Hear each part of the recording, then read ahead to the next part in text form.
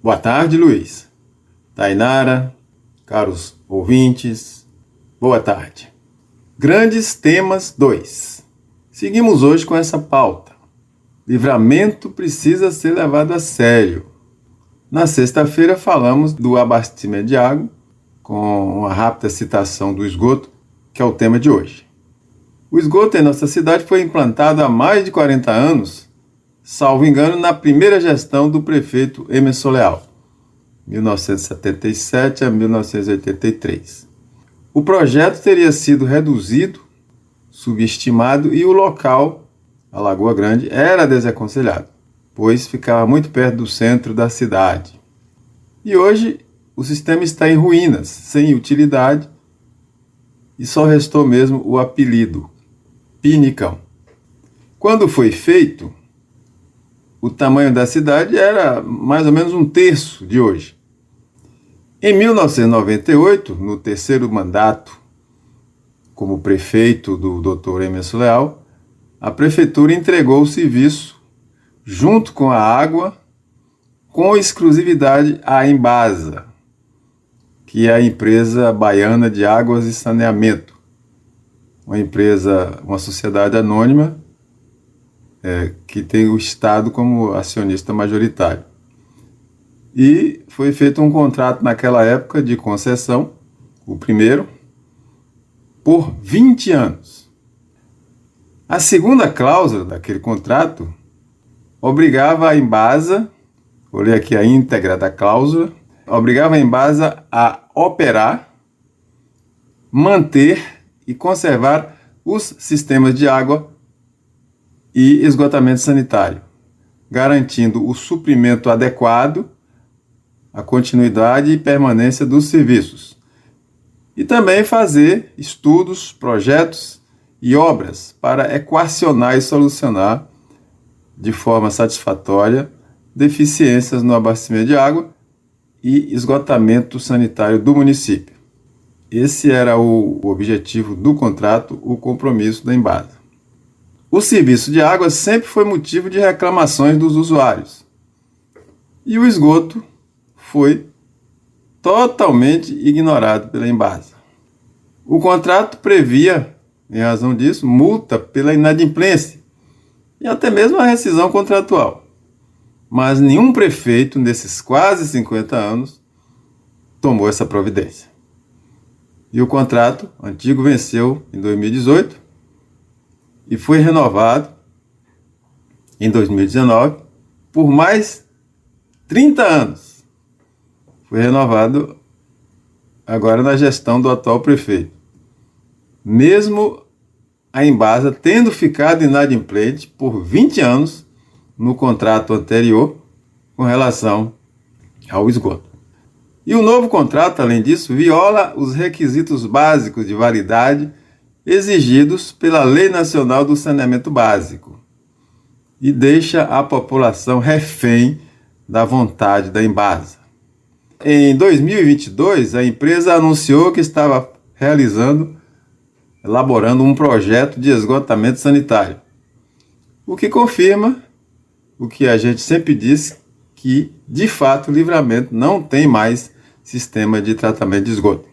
E o anúncio de que estaria fazendo o projeto foi feito em uma audiência pública, realizada no Centro Diocesano, no dia 24 de fevereiro de 2022. Mas tal projeto nunca saiu do papel.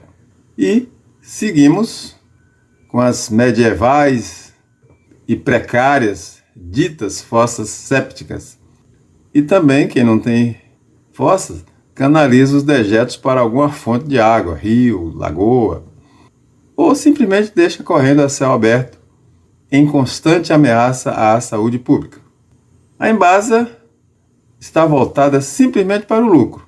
Ela só faz operar o sistema precário que tem, arrecadando o dinheiro dos usuários pelo fornecimento da água e enviando esse dinheiro direto para o BNDES, Banco Nacional de Desenvolvimento Social, para pagar empréstimos que o governo do estado tomou naquele banco para modernizar, ampliar sistemas de água e esgoto em outras regiões, principalmente na região sul, enquanto que o sertãozão aqui nosso fica esquecido.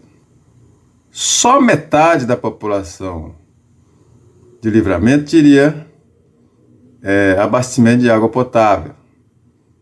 Metade, 50%. E esse índice é inferior ao do estado, que é de 80% aproximadamente, e ao do país, que é 84%. E não há registro sobre o esgoto, justo por não ter um sistema de esgotamento.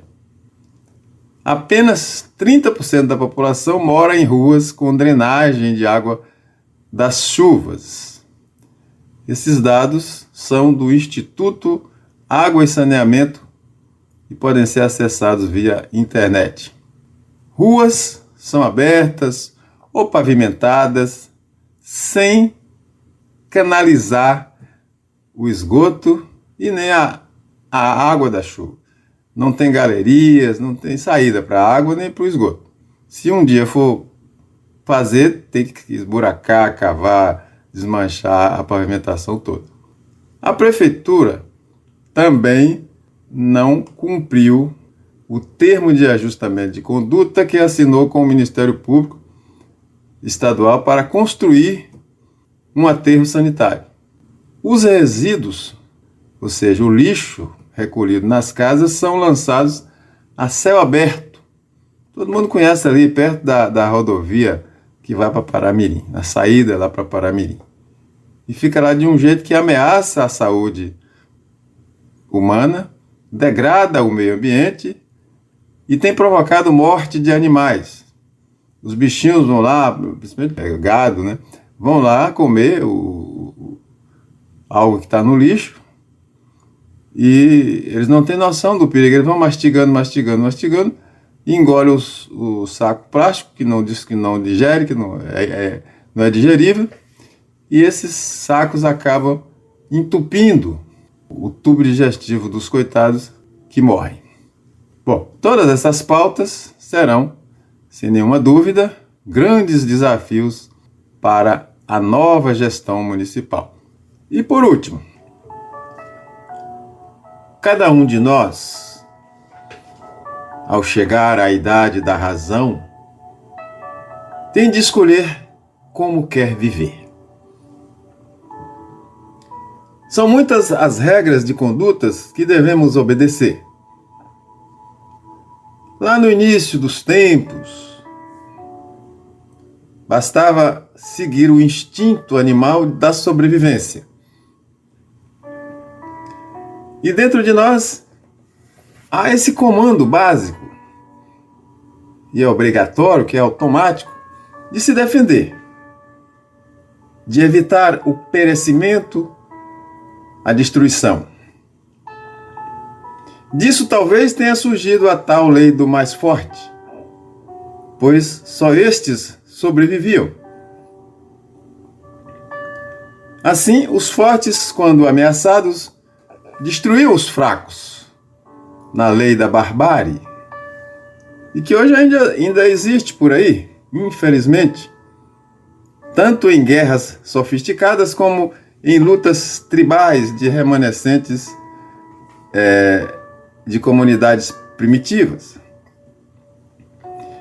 Na antiguidade, havia pouca consciência espiritual, mas com a civilização, o ser humano aprendeu que tem duas naturezas, a material e a espiritual.